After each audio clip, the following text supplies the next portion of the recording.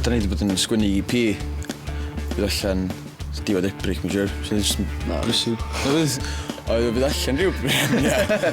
Bydd allan gyda definite. Dwi'n mynd i studio yn Ebrill, so 2 fis hwn am y siwr allan.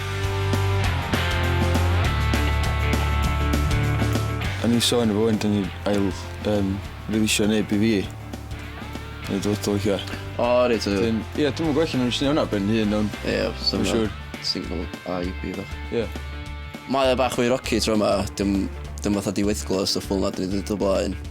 Ond eto mae'r stwff electronic yn elfen fawr o'n efo. Mae'n eitha tywyll.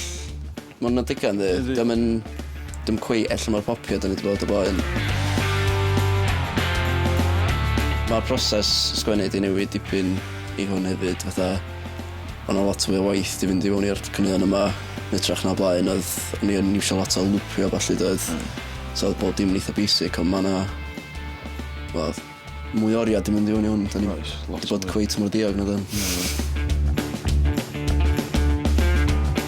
Oedd o bach o challenge i dy cynnion ma'n acoustic, chos obviously da ni'n... Mae'n sŵn i'n eitha mowr o band yndi fatha. Rynnu gan fysa ni'n gwneud eich wneud yn acoustic yn dda di symud ymlaen. Just a blues di, ie. Ond, sori am y call. Dyn nhw'n chwarae Maes B a Rhyw Welsh yn dod. Rhyw Welsh, ie. Dyn nhw'n bod arall? Dos ni'n bod yn? Dyn ni'n mynd bod yn clwb Ifor? A dyn nhw'n wedi cynnig yn rhaid yn byd. Na. A fydd gynnu ni fatha gigs yn dod i fyny efo hwyddo'r EP.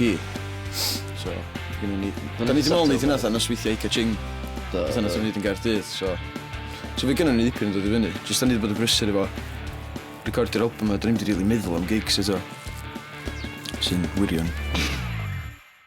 Pwy ti ddo? Pwy ti ddo? Dwi'n gwybod. Mae'n rhaid pas i ni. Dwi'n meddwl bod o'r daily release.